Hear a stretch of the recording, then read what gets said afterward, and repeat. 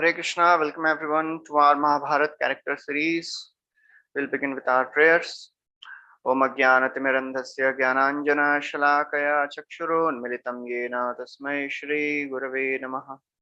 Namo Om Vishnupadaya Krishna Prishtaya Bhutale Srimate Bhaktivedanta Swami Nitinamine Namaste Saraswati Deve Gauravani Pracharine Nirvishesha Shunyavadi Paschatya Deshatarine Jai Shri Krishna Chaitanya Prabhu Nityananda Shri Advaita Gadadhar Shivasadi Gaura Bhaktavrinda Hare Krishna Krishna Krishna Hare Hare Hare Rama Rama Rama Hare Hare.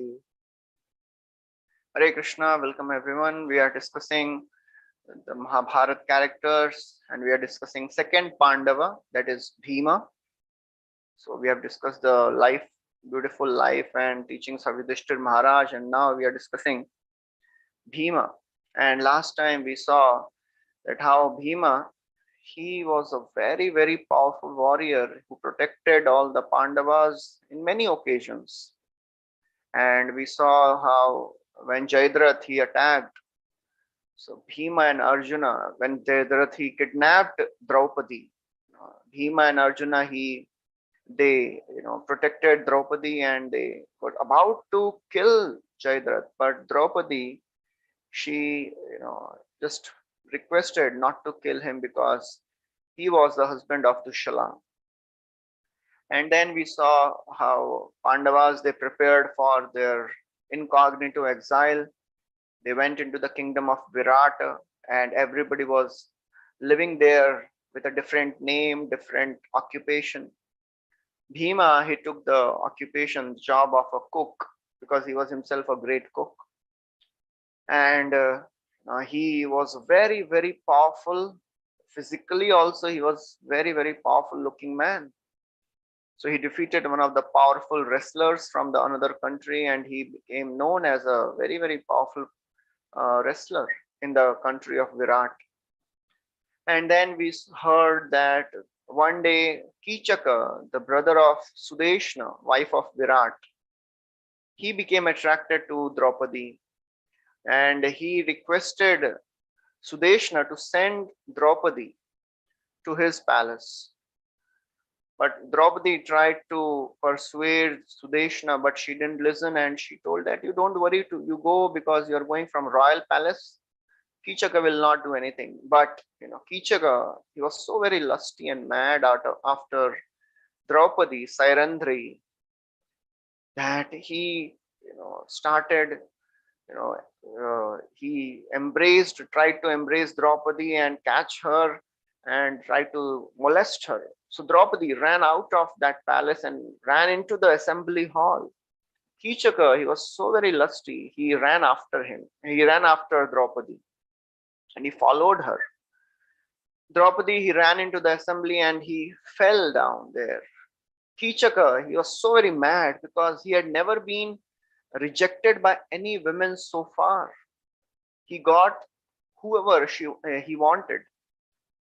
That is how the person who is used to getting things, if he gets one no from somebody, he becomes infuriated. So he kicked Draupadi, and that time Yudhishthira was also there in the assembly. He was acting as a minister of the king. His name was Kanka, and that time Bhima had also come for some work. So Bhima, when he saw now second time Draupadi was malhandled, the first time in the assembly of Duryodhan, Kauravas, she was insulted and tried to be disrobed, and now again the same situation was there. Bhima was enraged. He started grinding his teeth. He started, his fingernails were piercing in his palm and as he was making his fist. He was about to pounce on Kichaka and, beat him to death. Yudhishthira, just by seeing the, facial expressions of Bhima, he could understand. So he told Bhima, "Oh cook, you should not be here. You have nothing to do with this thing. You go back to your kitchen and do your work." So Bhima, he was very angry, and Yudhishthir didn't want to create another, fight there, and he knew that because it is the assembly palace, nothing will happen here, and he didn't want to spoil their incognito exile. So he told Bhima like that. Bhima, he walked out, you know, his eyes fixed on Kichaka, he walked out. So now Kichaka, as he kicked Draupadi, and next time again he wanted to, hit her, humiliate her. So as we heard last time that as Draupadi was going to the palace of Kichaka, he was praying to Surya Dev. And Surya Dev, he had appointed one Rakshasa who was invisibly protecting Draupadi. So next time now Kichaka, he was about to just, seduce and hit Draupadi again. That Rakshasa, he hit him, and this Kichaka, he fell back. He was completely confused and bewildered. He was wondering who has the audacity to hit me. So Draupadi, he started begging Virat, king of Virat. She said, "O king, I am the chaste wife of five very, very powerful Gandharvas, and how is it that I am treated in such a bad way? I am devoted to my husbands, and they are so powerful, they can conquer entire world, but because of some situations they are not here. And so please, it is your responsibility to protect me. Please don't allow this injustice to happen." But Virat king, as Kichaka, he knew that Virat king is very old, he cannot do anything and is dependent on me, and he knew that king will not say anything. So as expected, king of Virat, he said, "Oh Sairendri, how can I pass judgment without knowing the details? So I don't know what is the fight going on, what is the argument going on between you and Kichaka." This is very, very important to understand that when we take help from somebody, we become obliged to that person. And if we are taking help from someone who is envious, sinful, wretched person, in future, we may have to help them in their sinful activities. And that's what happened with Karna. Personally, Karna was a very virtuous person, but because he wanted to become famous, he wanted to be known as a powerful warrior, he took help of Duryodhan. And as a result, he had to associate with Duryodhan, and he also got contaminated. So if we have some expectations and some desires to be fulfilled, and if we take help of wrong people, then it is very, very difficult to get out of that whole cycle.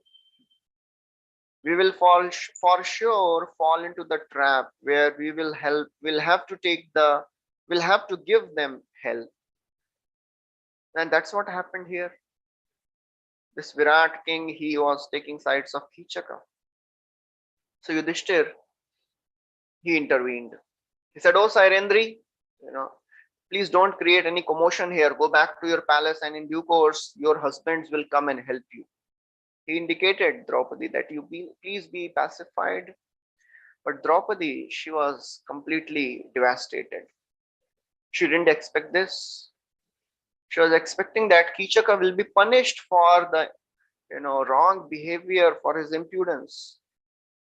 So with her head down, she started walking out of the assembly hall. Kichaka was smiling because he knew that king will never go against him. And Kichaka also left. Draupadi went to the palace of Sudeshna. Sudeshna, when she saw the situation of Draupadi with marks of kicking and clothes completely disarrayed, hair disheveled, and Draupadi was crying. So Sudeshna, she asked, "Oh, what happened, oh Sairendri?" So Draupadi, she told the whole story. Sudeshna, she became very angry. She said, "Oh, that wretched person, you just tell me and I'll punish him now." Draupadi said, "No need, O queen.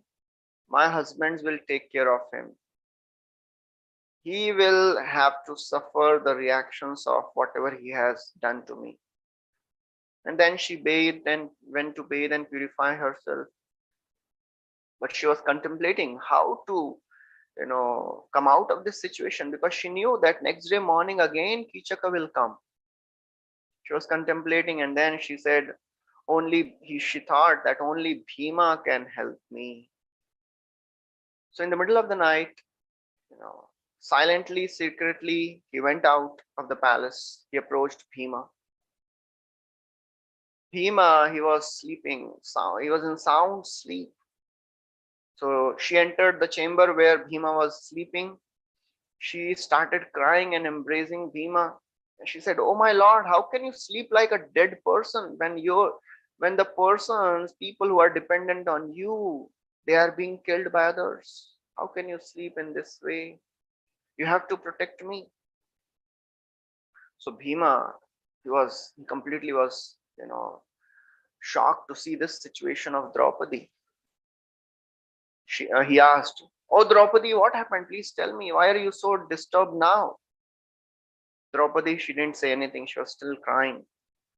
So Bhima understood that because of the injustice which happened today morning, she is still in such pain and distress. Bhima said, "Oh Draupadi, I would have killed Kichaka right there, but Yudhishthir, he stopped me." Draupadi, she said, "How is it that Yudhishthir is behaving like this? He gambled everything and now he's not even protecting me." This happens when things go wrong, when we are not able to accept the situations, and things look like very very difficult. We start blaming others, not realizing their situation. Bhima said, "Oh Draupadi, please don't blame Yudhishthir Maharaj. He knows," he said, "that he knows what to do at what time. He is acting according to dharma. And please wait for a few weeks, and then for sure you will be reinstated in your position. Please don't worry." Draupadi said, "I don't think I'll be able to survive for 2 weeks. I know for sure that Kichaka will come tomorrow again and he will again try to, do harm to me. And if my modesty is violated, then I will surely give up my life." For a woman, for a virtuous lady, chastity is a very, very important thing, greatest treasure. And similarly, a person who is on the path of spiritual life, loyalty towards Krishna, loyalty towards God is the greatest treasure. So many temptations, so many problems will come as we are traversing this path of spiritual life. But we have to be loyal to Supreme Lord. We have to learn to tolerate whatever comes in our way. As Bhaktivinoda Thakur says, whatever problems are coming in my path, they are the sources of happiness for me. Tomar sevaya dukkha hoye seoto parama sukha. Because when we are serving Krishna and problems come, and if we handle those problems in right consciousness, those problems, our responses to those problems, they make us very, very strong in our Krishna consciousness. So Draupadi, she said, "No, no, I cannot wait till then. I'll give up my life if Kishaka does something again." She said, "You and your four brothers, you are responsible for protecting me. And if you don't do anything, then I can't live. I won't be able to live. I'll, end my life." In a Vedic culture, Brahmanas, cows, women, children, and old people, they should be given all protection. The Brahminical society, they should be protected because they are the guide of the society. They give the right direction. They protect the society from fall down. women should be protected because they are the very, very important people in the society. As Arjuna is telling to Krishna, Strishu Dushtashu Varshneya Jayate Varna Sankaraha. If women are not protected and if they are exploited by unscrupulous men, then the entire society will be destroyed. Cows should be protected, as Prabhupada would tell always, that cow gives the miracle food. Cows are the mothers. And old people should be protected so that they can prepare themselves for their future journey. In the end of their life, when the situations are favorable, the old people, they can focus on next life. And of course, children should be protected so that they can prepare, they can grow in a Krishna conscious way. So Bhima, seeing the misery of Draupadi, he understood that, okay, I have to do something now, because Draupadi was crying tears and such anguish. Bhima, he experienced, he thought, now I have to do something. Draupadi, she said, oh my lord, although I am working as a servant, and my hands, she showed her hands to Bhima. She said, my hands have developed calluses because I have to work very hard. But that is not giving me pain. But when I see Yudhishthir Maharaj serving as a menial servant, when I see Arjuna acting as a dance teacher, the greatest of the warriors, when I see you, serving as a cook and serving as a wrestler just to give entertainment, it gives me much more pain. Please do something. So Bhima resolved, okay, now things are going beyond tolerance level. I have to take matter in my hands. And he said, I'll make a plan. I'll make a plan so that the desire of Yudhishthir Maharaj to stay incognito also continues, and your safety will also be accomplished, and Kichaka will be destroyed. So he told Draupadi that you tell him to, that you come and meet me outside kingdom. There is a dance hall, and in the evening time there is nobody there. So you please invite him there, and then I'll be there and I'll do the needful.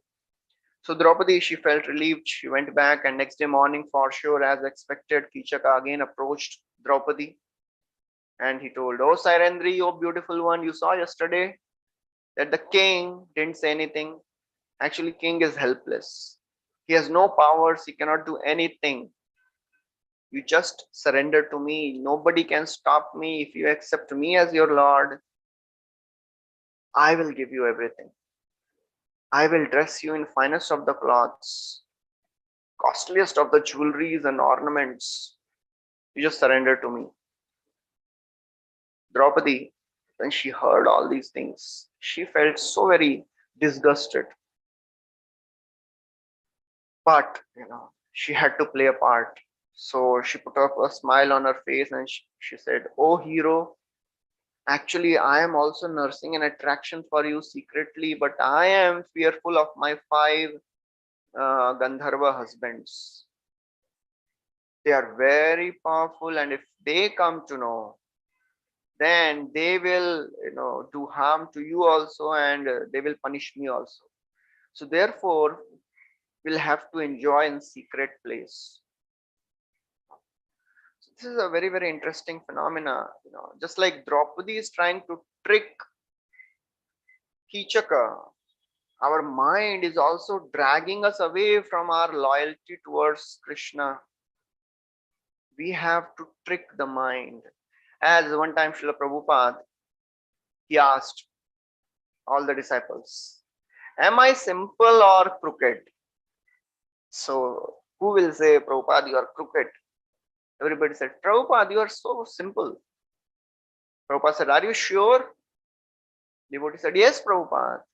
You are so very simple and wonderful, and you have given such a wonderful process of Krishna consciousness. Prabhupada said, no, I am crooked. I came here and I tricked all of you to come to Krishna. So mind will always plan how to take us away from spiritual life, how to make a person less interested in spiritual life. And to control the mind, to trick the mind, we have to seriously and sincerely endeavor to chant attentively. That is the only way by which slowly mind will come under control. We have to prepare our mind. This chanting is a very, very essential process. One time, Bhurijan Prabhu, in his Japa retreat seminar, he was telling that actually, when we chant, we have to prepare our mind. Before we start chanting, we have to prepare. How to do that? Because it is the nature of the mind to be chanchal. Chanchalami mana Krishna pramati balavad. Arjuna is telling to Krishna, my mind is chanchal. So before beginning to chant, we have to decide. Purijan Prabhu said that we have to decide that it is a very, very rare opportunity that I am getting to chant. And therefore, we have to prepare our consciousness. Oh, my Lord, that I am going to be with you. Harinam Prabhu. Holy name is not different from Krishna. So he was telling, Bhurijan Prabhu was telling, we have to just try to touch the Supreme Lord by sound vibrations. Sound vibration is not different from Krishna.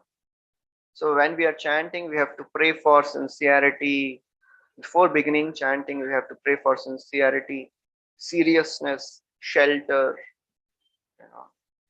And he was telling that as we start chanting, we have to keep the goal very simple. And his formula is listen to one mantra at a time. Just this mantra. Be determined. I want to hear just this one mantra. And if we can do it, we should understand that we are most fortunate. But still, if even in one mantra, mind will go everywhere. Then what we have to do? Bring the mind back gently, just like a child. If a child, you tell the child, okay, you sit at one place, but the child will keep wandering around. You cannot beat the child. Just gently bring the child back. And the more we practice, the more mind will get convinced and slow down. Slowly we have to train the mind. So Draupadi,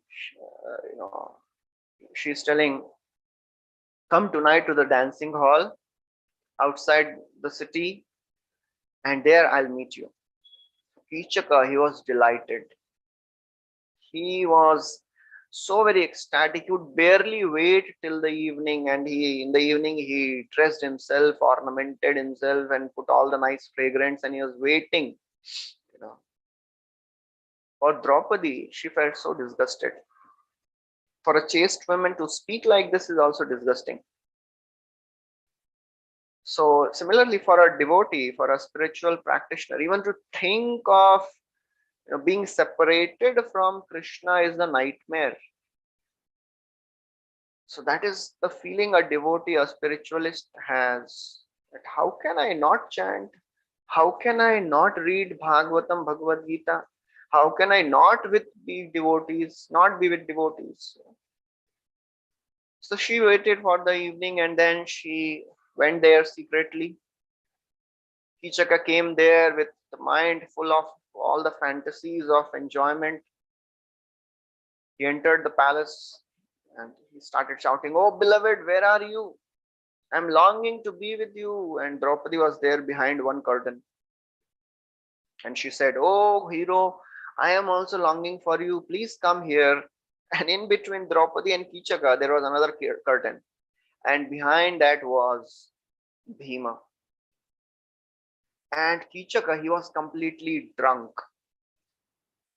Because, he wanted to increase the enjoyment. He could enjoy better, he was thinking. So he had already taken some alcohol. And as Kichaka was following the voice, Bhima suddenly emerged out of the curtain and he hit him and said, I am your death. Hit him. Kichaka, he was stunned. He was not expecting this at all. So this is what happens many times in the world. People, they want to enjoy and they have so many uh, imaginable enjoyment. They so many things they imagine. Actually, it is said that the mind imagines problems, magnifies problems, and imagines pleasure. Small problem, mind will magnify, and even if there is no pleasure, mind will magnify the pleasure. When we are planning to go for some retreat or some holiday to a resort, mind starts imagining, oh, we'll go there and we'll do that and this. The highest pleasure one can get is when somebody is planning for that. That's what Prahlad Maharaj says. Kutra shisha shruti sukha mrigatrishni rupa vedam kalevaram ashesha rujam viroha nirvidyate natu jano yadapiti vidwan kamanalam madhulavai shamayan durapai. So Prahlad Maharaj is telling to Narsimhadev, oh my Lord, in this world, where is happiness? Kutrasha. Only happiness is Shruti Sukh. When you hear about the pleasure, you become happy. But that happiness is like a mirage. Mrig Trishni Rupa. And even after all the endeavors, even if we get some happiness, it is like a madhu lavai. It is like a drop of happiness and the ocean of misery. So this material world is designed to frustrate all our endeavors for happiness. And when we are hit badly by the material nature, then people start wondering what happened. I tried my best to enjoy, and material nature will hit us at the least expected moment.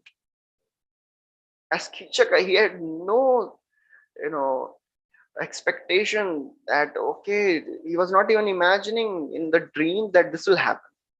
His mind was full of all the fantasies of enjoyment, but he was hit very badly. He was stunned.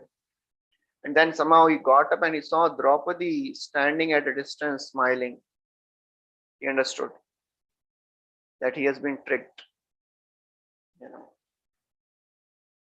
So a person who is intoxicated, either with gross intoxicants or subtle intoxicants, he cannot see things properly. He cannot decide things properly. One becomes confused completely. The intoxication.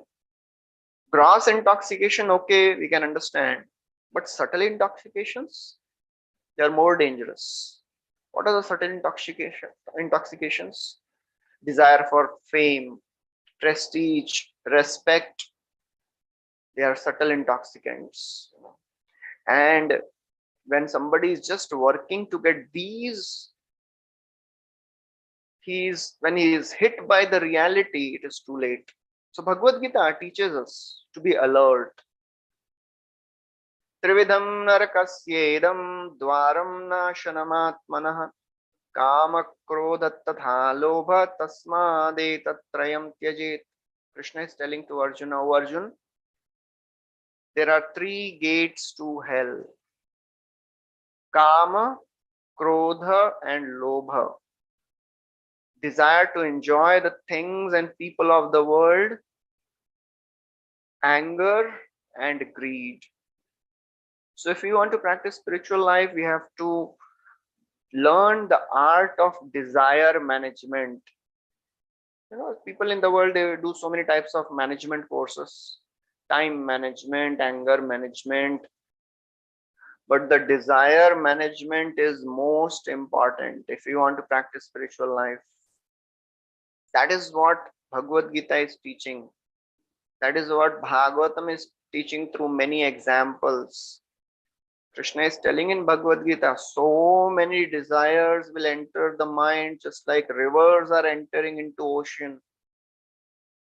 If you want to be undisturbed, then become very deep and become very, very vast. Become very strongly situated in spiritual consciousness. Then all the desires, even if they enter the mind, they will not trouble you. So Kichaka, he had not expected this. He was hit by Bhima and then he got up and he started fighting. Fierce fight. Fierce fight started between Bhima and Kichaka. Kichaka was very, very powerful personality. He was no less. But Kichaka, he considered himself to be the most powerful personality fighter, and now he saw that there was somebody who was more powerful than him. And Bhima, he started pounding him and again, and somehow Kichaka, he was trying to, come out of the grips of Bhima. Bhima caught him and he was crushing him in his grip. Somehow Kichaka slipped out and with gathered all his energy and he started fighting again. But because he was drunk, he was lusty. Lust makes one weak, either subtle or gross. So because this Kichaka, he was there in complete lusty mode. He could not give his best. So the more we get allured by the lust, by the people and the things of the world, the person becomes prone to so many problems. So therefore, in spiritual life, this is very, very important to understand. And the subtle lust, as we were discussing, the desire for respect, prestige, fame. In today's age of media, it is all the more prevalent. If we are putting something on the Facebook and there are no likes, oh, then people, they become so very disturbed. They become desperate. Oh, why nobody is liking my post? There are no likes, there are no thumbs up. We many times become dependent on what others are saying about us, what others' opinion are for us. Personally, we don't have any value system. We are dependent on others' opinions. That is a very, very risky situation, because we cannot be happy and peaceful if we are dependent on others' opinions. If others are telling nice about me, I'll be happy. If others are giving all bad words, oh, I'll be disturbed. So that is what we have to understand. In current social media, civilization is very, very risky, and that is resulting in so many of the problems: anxiety, depression. People, they become so very disturbed if they don't have many Facebook friends, if nobody is appreciating what they are putting on the Facebook or Instagram or Twitter. So Bhima, he became very, very angry and he started beating. See, already Bhima, he was harboring all the anger. They had all the Pandavas, they had endured so many of the problems, injustices. They were sent to forest, and then they are living in the incognito exile, and in such a humiliating manner they were treated. And on top of that, now Kichaka, he tried to insult Draupadi. So Bhima, all the pent up anger he had, along with a zeal for fighting, he was always interested in fighting, of course, for the good reason. He was not just a warmonger who would be beating people around. No, he was a very, very sensitive personality. We'll discuss about that in some time. So he started beating Kichaka, and Kichaka, he started losing, and slowly Kichaka completely was fatigued, and he was beaten up completely. Bhima kept on pounding him, and he reduced Kichaka not just to a lifeless mass, to a shapeless mass. His head was into the abdomen. He thrust all the legs and hands into the torso. So that's how Bhima was. That was the characteristic of Bhima. And Bhima, he would become angry. He would just destroy people and make them into a shapeless mass. And then after killing, Kichaka, he turned to Draupadi and said, "Oh Draupadi, now this wretched fool who tried to defile you, who tried to insult you, now he has gone to the abode of Yamraj. He will no longer trouble you. You go back." So Draupadi, she was relieved. She also became happy. And as she went and she was entering the palace of Sudeshna, she told the guards, "Go to the dancing hall and there you will find the person who tried to molest others' wife." And when the guards, they went there, first of all, they could not understand who is this personality. And then they saw some remnants of the royal cloths and the ornaments, and then they realized, oh, he's Kichaka. And they were completely shocked because there were only few people who could kill Kichaka. Immediately they ran to the king and they told. Virat king was also shocked. And Kichaka, he was a Suta basically. And he had few very, very powerful followers also. When they came to know, oh, that Kichaka is killed, and they knew that he had gone to meet Sairendri, they came ahead and they started shouting in anger that this Sairendri is the cause of Kichaka's death. She should also be put on the same funeral pyre. And they were so angry that the king, he could not do anything because they were also very powerful warriors. They charged towards the palace of Sudeshna and entered and grabbed Draupadi, and they were dragging Draupadi. And Draupadi, she started calling the names of all the Pandavas. They had, before they entered Virata, they have given various names, different names to each other. So Jaya, Vijaya, Jayatsena, these were the names. So Draupadi, she started calling to all her husbands. "Oh Jaya, Vijaya, Jayatsena, please help me. These people are dragging me to, and they want to burn me." And this palace of Sudeshna, it was near the kitchen. Bhima, he heard all the sounds. He understood. He understood that some people are dragging Draupadi. Immediately he came out. He covered his face because he didn't want to get recognized. And he reached the crematorium before them. And he was standing there like death personified. He was looking like a mountain, very, very powerful personality. When these followers of Kichaka, they reached there dragging Draupadi, they saw, who is this personality? Maybe he is the one who has killed Kichaka. They wanted to kill Bhima, but seeing the powerful figure, they understood that he is very, very powerful. And Bhima, before they could think of anything, Bhima, he started attacking them, started beating them. And they understood, oh, he is beyond us. We cannot do any harm to him. They started fleeing away, running away. But Bhima, he didn't let them go. There was a crematorium, and around the crematorium, he created another crematorium. He killed all of them.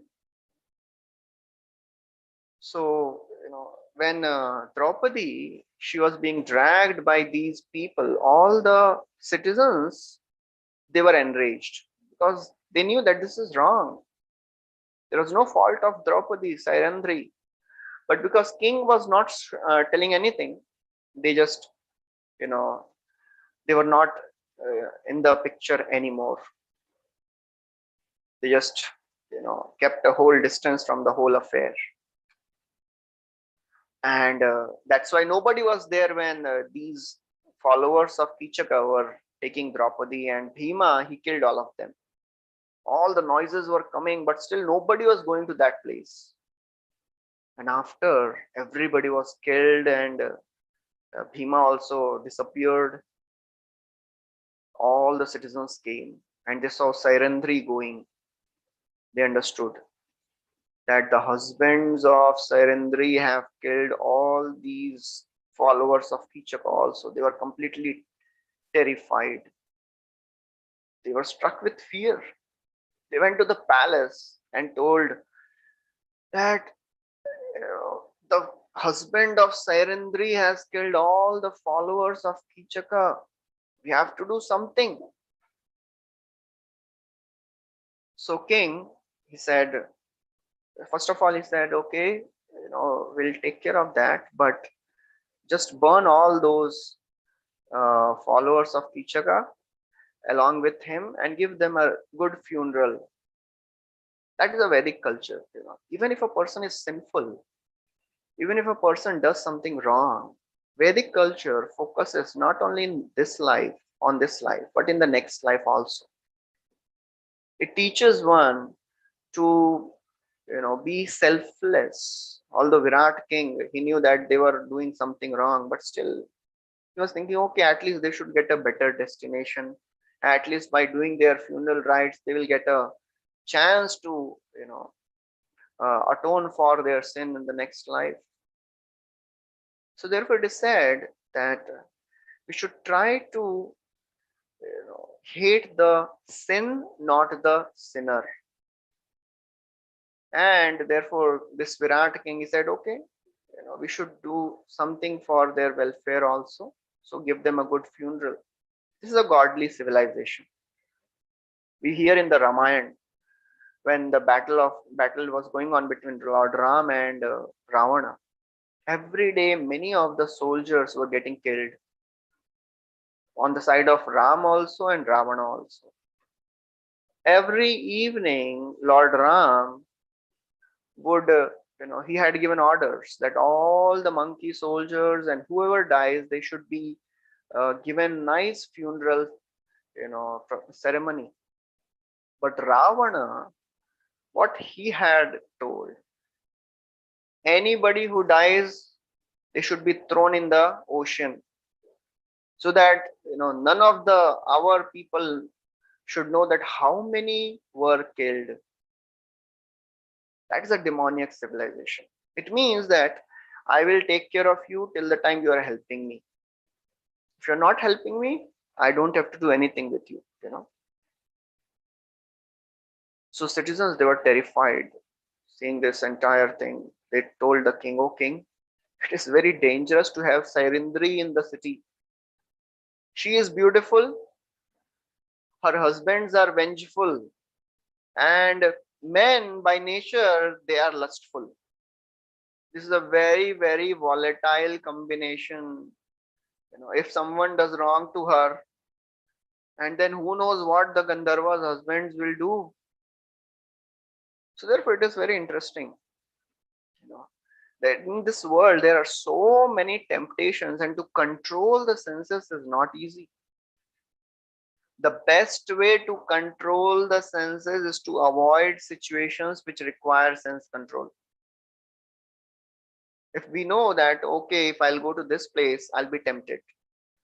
Just like if you are walking by a path, a road, and there is a favorite food center, and you will be attracted by the fragrance. And I know it is not good for my health. So better avoid that path. Don't go to that path thinking I'll control myself. Let's test my determination.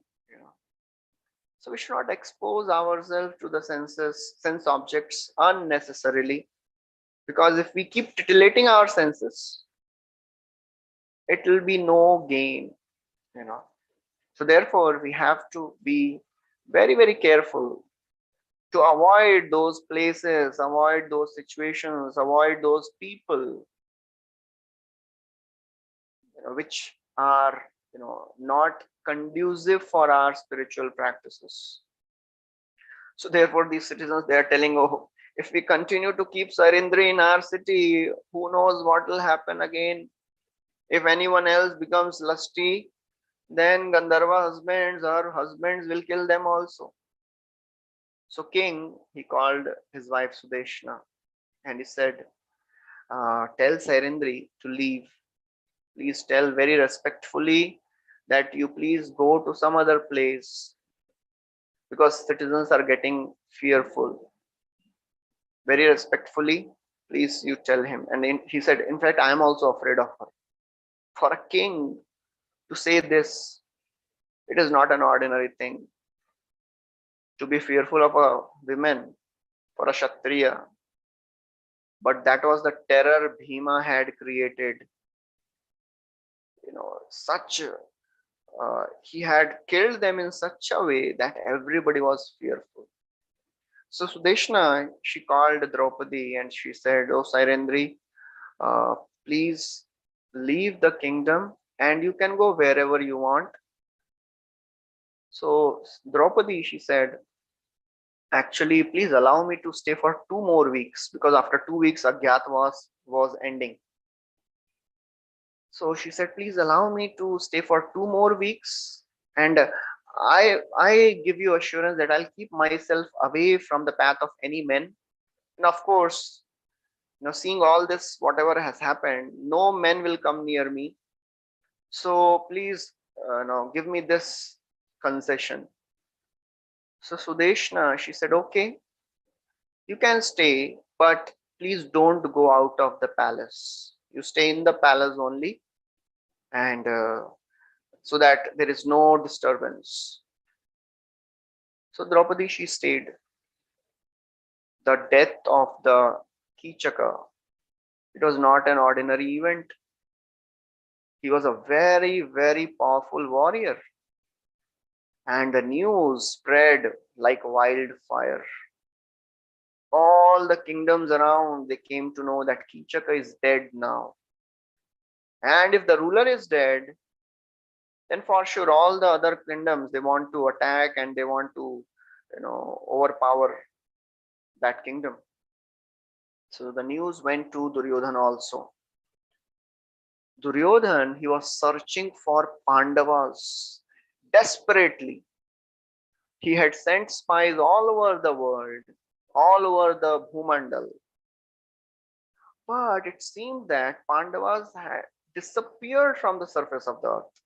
He was not able to get any clue where are the Pandavas. And Pandavas, they were not ordinary personality, very, very powerful warriors.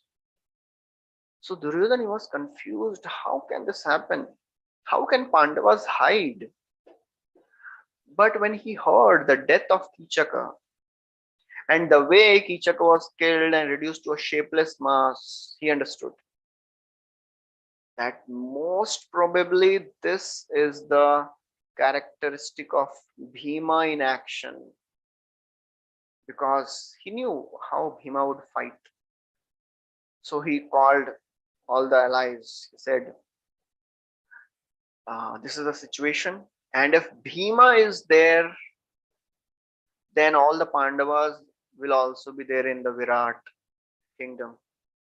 And if we attack Virat at this time, so all the Pandavas, they will have to come out to help Virat because now they are taking shelter of Virat king. That is how a pious person, virtuous person is. That is called Kritagyata. Kritagya means Krita Gya. You remember whatever others have done for you. It is said that you should remember whatever good things others have done for you, and you should always remember, and you should never remember what good things you have done for others. Just help others and forget. but you should never forget what others have done for you. That is called kritagyata. And opposite is kritaghnata. Kritaghnata means you don't care what all the good others have done for you. कृतज्ञ कोनो भागवतम कृतज्ञ कौन सेवेत दुराराध्यम असाधुभि. Only a wicked person is ungrateful. A person who is pious, virtuous, he can never be ungrateful. Gratitude is the essential part of Krishna consciousness, spiritual life. Actually, to be grateful is not a part of spiritual life. It is actually spiritual life. We have to be grateful for whatever we have got in Krishna consciousness. And Duryodhana, he was telling, because these Pandavas, they have taken shelter of Virata, they have to come out to help him. That is a gratitude they will show for sure. Because the new Pandavas are very virtuous. So therefore, we have to be grateful to all the saintly people. We have to be grateful to the Supreme Lord. We have to be grateful to whoever is helping us in our spiritual life, either directly or indirectly. We have to be grateful to our family members if they are, favorable, if they are allowing us to practice Krishna consciousness. They may not be practicing, but if they are allowing us, we have to be grateful. There are many people who are not favorable, but they are neutral also. They will never practice, but they'll say, okay, no problem, you do whatever you want. You have to be grateful to everybody. So Duryodhana, he told, okay, we have to do something. We have to attack Virat kingdom. One of the kings was Shusharma. He was a king of Trigarta, and he said, "O Duryodhan, this kingdom of Virat has been a thorn for me since long. And now with their commander dead, it is a good opportunity for us to attack them." So Duryodhan, he made a plan. He said, "O Susharma, you attack from one side. And when the army of Virat is busy countering that attack, all the Kaurava army will attack from the other side and will conquer this Virat king." So in those times, the armies won't attack the citizens. Particularly, specifically, they would steal away the wealth. And the prominent form of wealth was cows. So this Susharma, he sent his army and he captured all the cows of Virat kingdom. That was the indication that, we want to fight with you. So Virat, when he came to know that, oh, now this Susharma has come with a huge army and Kichaka is not there. So he knew, seeing the bodily physical features of Pandavas who were staying in disguise, he knew that they are very, very powerful warriors. They can behave as powerful warriors. And, he wanted to utilize all the resources. So he told Kanka, he told Vallabha, Tantripal, Granthika, Yudhishthir, Bhima, Nakula, Sahadev. He told all of them, you all come with me and help me to fight this war. And Bhima, he was given the main position. So this Virata king, he said, okay, these people should be given all the wonderful, powerful positions in the army, and they should be given all the authority to fight. So in this way, Bhima, he was the main commander, and he started fighting. All the Pandavas, along with Virat king, they went on to attack Shusharma. And Bhima, he was busy fighting with the armies. So this Susharma, he attacked the Virat king. But Virat king, he was old and he started becoming, weaker and weaker, getting exhausted. And at one point of time, Susharma, he was just about to arrest Virat. Kanka, Yudhishthir Maharaj, he understood, he saw, because all the other Pandavas, they were busy fighting with the army, and Susharma, he was fighting with the king. So he saw this and he told Bhima, oh Bhima, you go and attack, protect the king. So Bhima turned around and he ran to the place where Susharma was there attacking Virat king. And he started, showing all the prowess. And Susharma, he was stunned to see the power of Bhima, because he had no understanding of Bhima being there. Because before you attack a army, attack a kingdom, the warriors, they have to analyze the enemy's army strength. And they had no idea of Bhima because he was not a known fighter. And seeing the ferocity of the attack of Bhima, he was completely confused and shocked. So actually, we are also waging a war against Maya. We should know our enemy. Our enemy is lust. Kama esha, krodha esha, rajo guna samudbhava, mahashano mahapapma vidyena miha vairinam. This lust is a all-devouring sinful enemy of a living entity. So we have to be aware of this lust, how it works, where it stays, how the lust harms.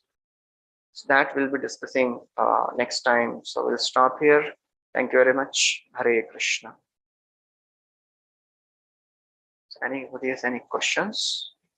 Thank you so much, Prabhuji. This was really, I felt we were talking about a fight between the mind and the senses and intelligence, between all of us. I think you'll continue with this description next week also. So especially, you said you'll be discussing lust and how we're always seeking, if not gross lust, but the subtle lust, which we talk about, which is sometimes even more dangerous because nobody can check that. Does anybody else has a question which they would like to ask?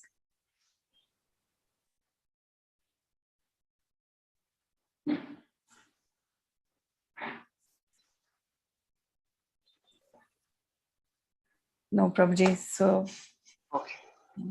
Okay. So we'll stop here. Thank you very much. Thank you very much. Hare Krishna. Hare Krishna.